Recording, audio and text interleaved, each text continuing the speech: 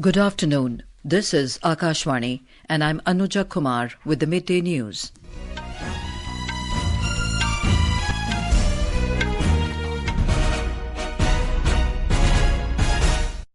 The headlines.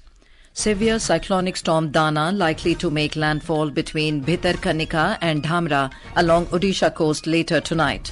Various districts of Odisha and West Bengal to witness extremely heavy rainfall under cyclone's impact. Mass evacuation of people underway in coastal parts of two states. Over 200 trains and 40 flights cancelled. German Chancellor Olaf Scholz to arrive in India today on a 3-day visit to take part in Intergovernmental Consultations with Prime Minister Narendra Modi.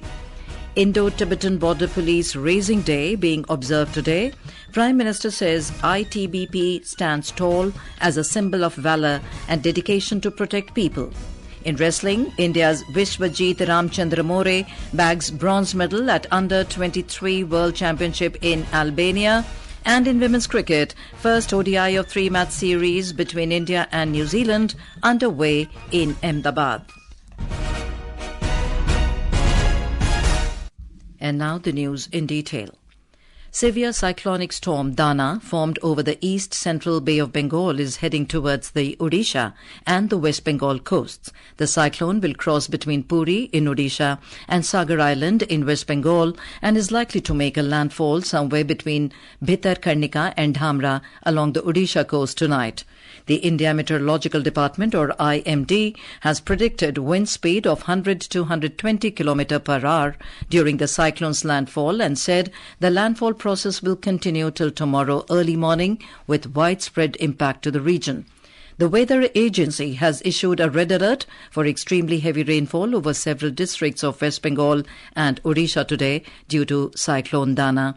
Talking to Akashvani News, Director General of Meteorology at IMD, Dr. Mrityunjay Mohapatra said, under its influence, rainfall has already commenced over the region, which will gradually increase in the next 24 hours.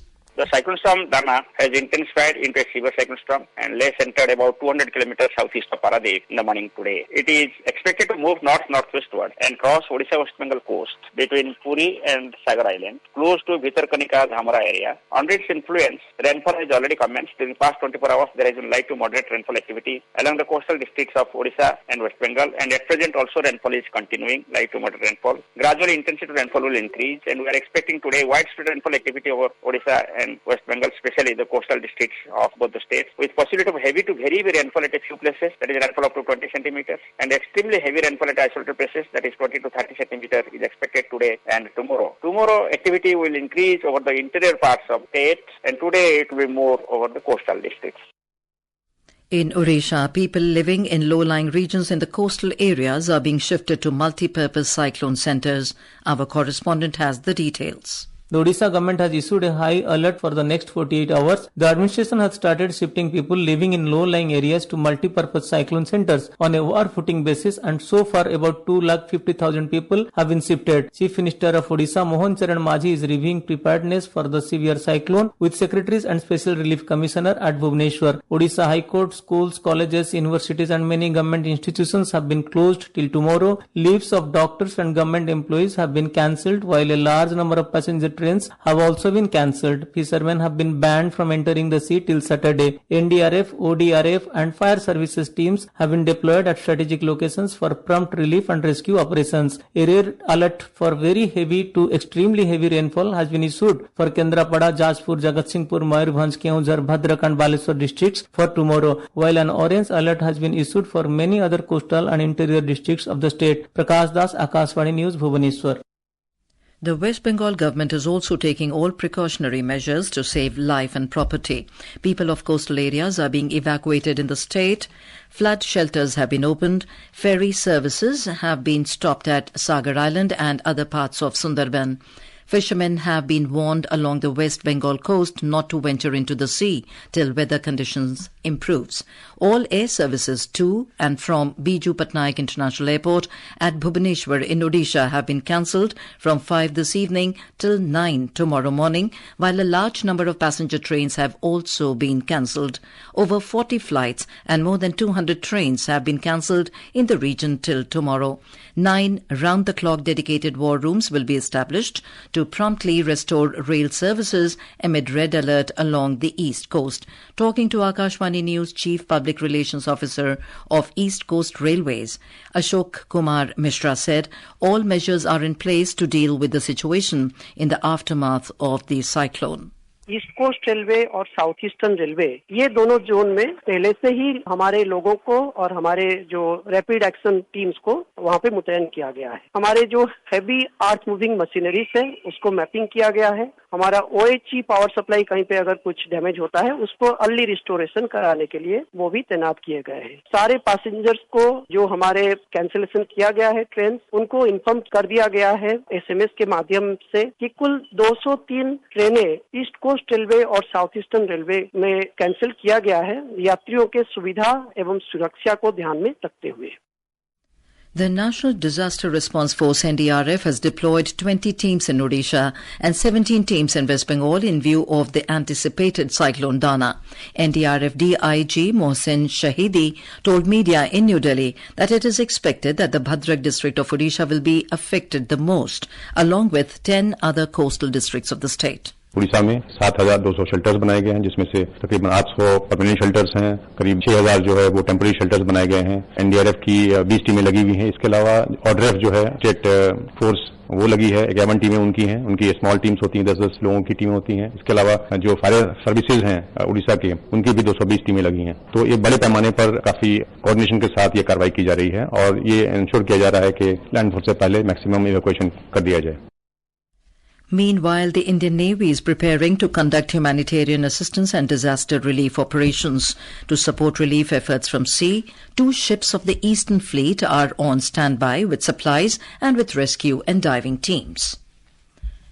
German Chancellor Olaf Scholz will be on a 3-day visit to India beginning today to take part in the 7th Intergovernmental Consultations. Prime Minister Narendra Modi and Chancellor Scholz will co-chair the Intergovernmental Consultations tomorrow. The two leaders will hold bilateral talks tomorrow to discuss enhanced security, defence cooperation and deeper economic cooperation. Our correspondent reports that both leaders will also address the 18th Asia-Pacific Conference of German Business. More from our correspondent. The Asia-Pacific Conference of German Business is a biennial event for business leaders, executives and political representatives from Germany and the countries in the Indo-Pacific. It is expected to give a further fillip to trade and investment ties between the two countries. About 650 top business leaders and CEOs from Germany, India and other countries are expected to participate in the event. Given its key role in the EU, Germany is one of India's most important partners in Europe. India and Germany are cooperating in the fields of agriculture, application of artificial intelligence and digital technologies, urban mobility, sustainable development and interaction between startups. Suparna Sekya, Akashvani News, Delhi. Union Minister of Road Transport and Highways, Minister Nitin Gadkari, has said the government is implementing all kinds of advanced technologies like use of artificial intelligence in the road safety ecosystem. The minister was addressing the 12th edition of the Traffic Infratech Expo in New Delhi today. Innovation, entrepreneurship, science, technology, research, skilled and successful practices. We name it as knowledge, and conversion of knowledge into wealth is the future. So innovation and research is very important, and you are every time developing new research. It is very important. Defence Minister Rajnath Singh will inaugurate the 2nd edition of its flagship international seminar, the Chanakya Defence Dialogue, in New Delhi today. The minister will launch the Indian Army's Green Initiative 1.0 and digitization of IA 1.0.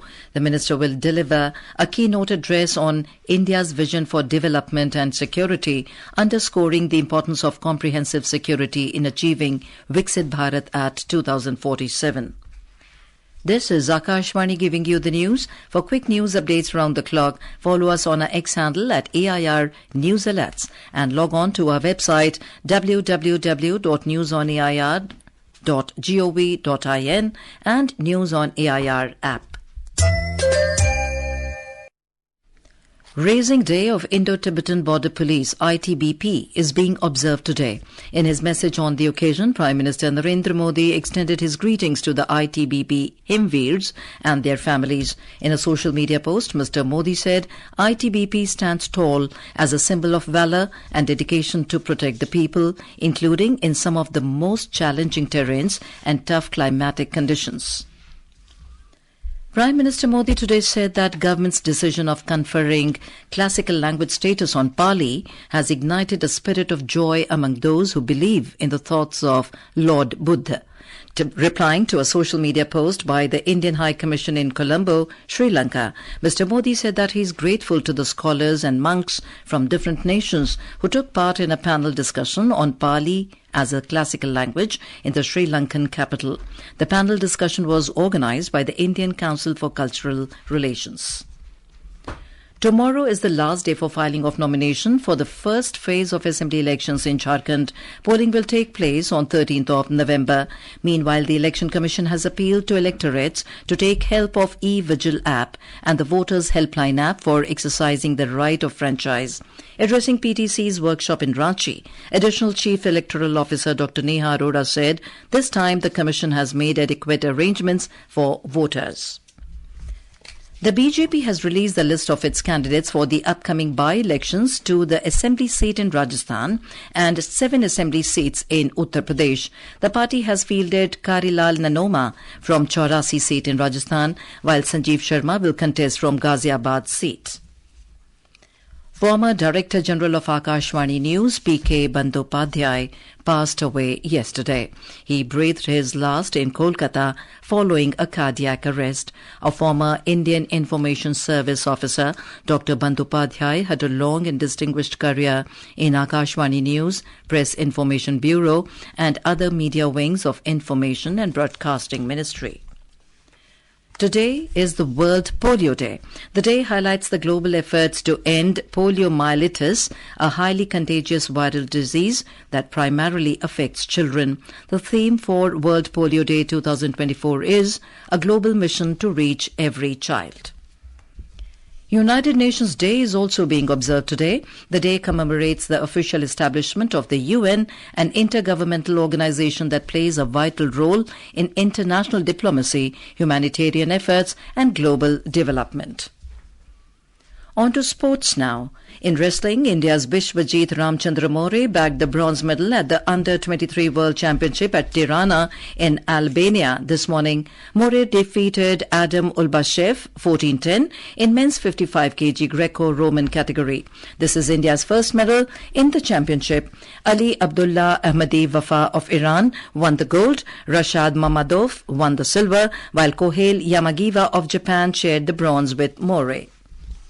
In women's cricket, the first one-day international of 3-match series between India and New Zealand is underway in Ahmedabad. Opting to bat first, India were 57 for 2 in 8.3 overs when reports last came in.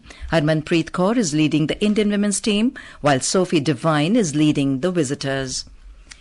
In men's cricket, New Zealand were 201 for 5 in their first innings against India on the first day of the second test match in Pune when reports last came in.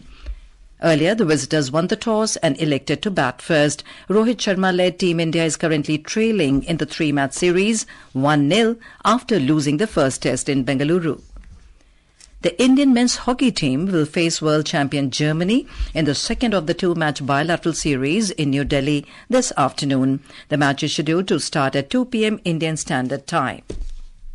Domestic benchmark indices, Sensex and Nifty were trading with marginal losses in the afternoon trade today. The 30-share BSE Sensex was trading nearly flat with loss of 39 points to 80,042. And now, before we end the bulletin, the headlines once again. Severe cyclonic storm Dana likely to make landfall between Bhitarkanika and Dhamra along Odisha coast later tonight. Various districts of Odisha and West Bengal to witness extremely heavy rainfall under cyclone's impact.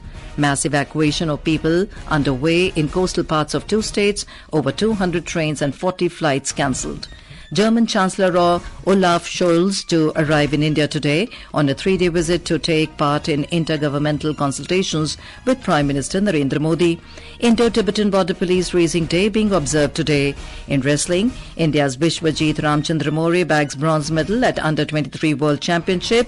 And in women's cricket, first ODI of 3-match series between India and New Zealand underway in Ahmedabad. And with that, we end the Midday News.